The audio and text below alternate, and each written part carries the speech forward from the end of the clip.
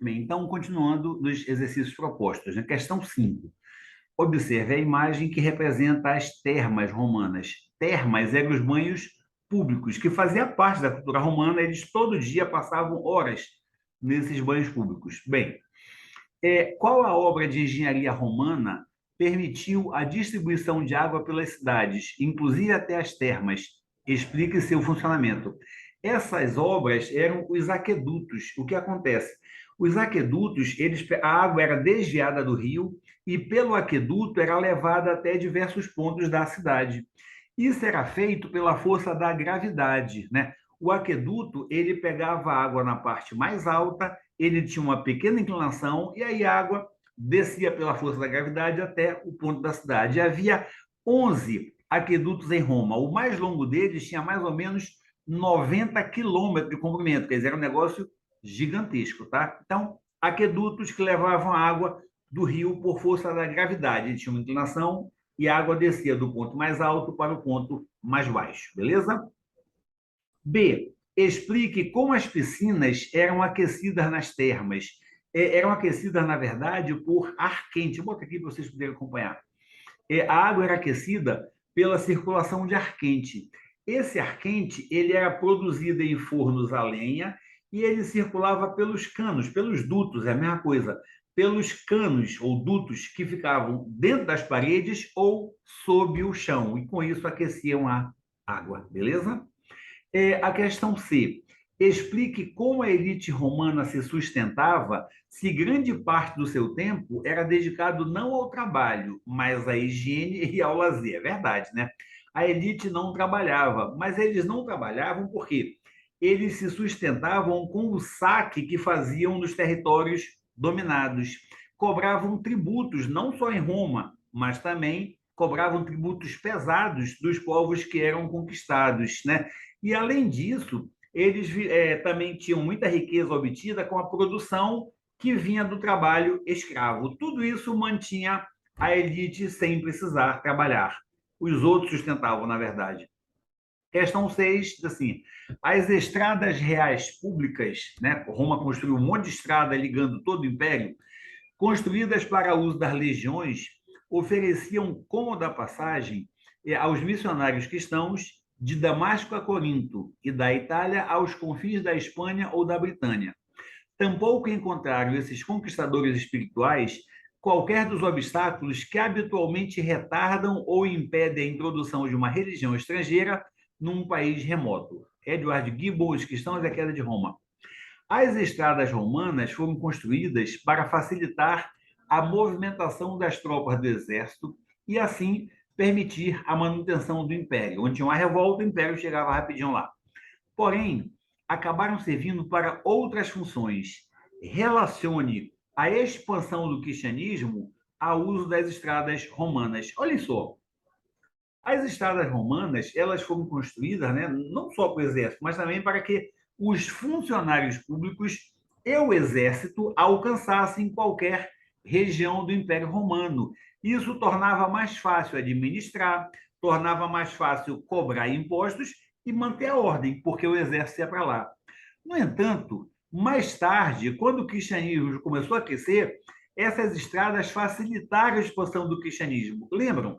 Depois da morte de Jesus Cristo, os seus discípulos, coordenados por Paulo e Pedro, São Paulo e São Pedro são conhecidos hoje, esses discípulos, chamados de apóstolos, se espalharam por todos os cantos do império para transmitir, para difundir os ensinamentos deixados por Cristo. E essas estradas facilitavam que eles viajassem, se deslocassem pelo Império Romano. É isso, tá?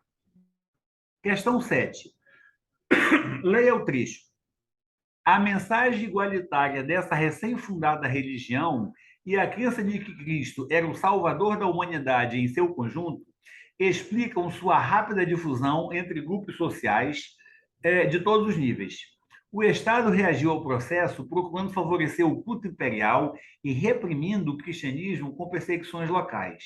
Além disso, as comunidades cristãs espalhadas pelo império procuravam manter-se unidas. Com isso, a igreja foi se firmando como uma organização apta a exercer papel predominante na sociedade. Explique como a igreja cristã foi formada na Idade Antiga. Bem, a igreja surgiu pela organização da religião cristã, né? O cristianismo surgiu antes, a igreja surgiu depois. Essa religião, ela foi organizada em uma estrutura hierarquizada, ou seja, havia uma hierarquia. Era bem definido quem tinha autoridade e quem tinha que obedecer à autoridade. Essa estrutura hierarquizada da igreja, ela assumiu o controle da vida espiritual e da vida cotidiana dos fiéis, ou seja, a igreja comandava mesmo a vida espiritual e o dia a dia dos fiéis. Havia os bispos, cada bispo administrava uma grande porção do território, que era chamada de diocese, e até hoje tem esse nome, não é verdade? Na época, o bispo era a autoridade máxima, não tinha ainda o Papa. Então, havia o bispo que administrava a diocese, uma grande porção do território. E em cada local havia um sacerdote, que, digamos assim, administrava os fiéis daquele local, mas que obedecia ao bispo. Assim se estruturou a igreja. Ok? Questão 8. Explique o processo que levou à separação do Império Romano em parte oriental e parte ocidental. Bem, Constantino, no século IV, especificamente em 330, ele transferiu a capital do Império de Roma para Bizâncio. Inclusive, Bizâncio passou a ser chamada de Constantinopla. E hoje o nome é Istambul, e é um nome que pode ser perguntado de vocês. Como é o nome atual de Bizâncio ou de Constantinopla? Istambul, na Turquia.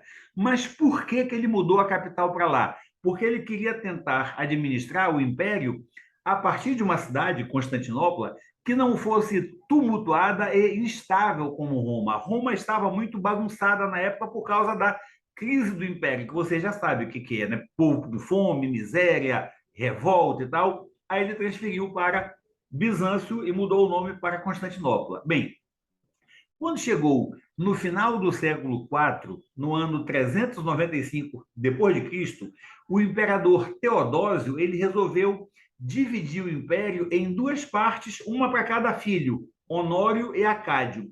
E aí ele separou o Império Romano do Ocidente, do Oeste, pegava parte da Europa mesmo, né? Sede em Roma, e o Império Romano do Oriente, sede em Constantinopla, lá para o lado da África, tá? Vejam, desse Teodósio tem duas coisas que vocês têm que lembrar, porque a questão terminou aí, tá? Mas do Teodósio tem duas coisas que vocês têm que lembrar porque podem ser cobradas.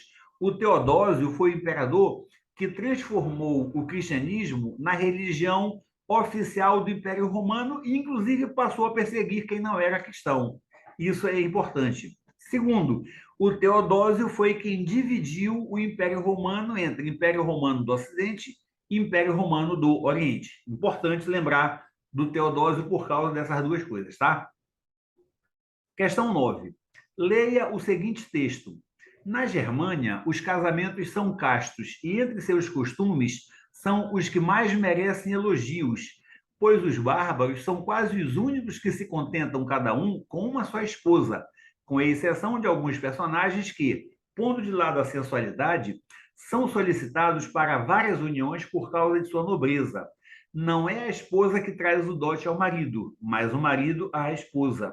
Bem, com base em seus conhecimentos prévios sobre a cultura romana e na análise do texto, indique duas diferenças em relação ao matrimônio entre os povos de origem germânica, chamado de forma depreciativa de bárbaros, e os romanos. Bem, a primeira diferença é que entre os bárbaros, entre os germanos, né, cada homem se contentava com apenas uma esposa, enquanto entre os romanos o casamento era só um contrato mesmo, então o cara casava com uma esposa, mas ele tinha várias ou vários amantes. Além disso, entre os romanos, o pai da esposa, a família da esposa, que pagava um dote para o marido. Entre os germanos era o contrário. Era o marido que pagava um dote para a família da esposa. Beleza? Vou parar esse vídeo por aqui porque ele já está com quase 10 minutos. Só mais um para terminar os propostos.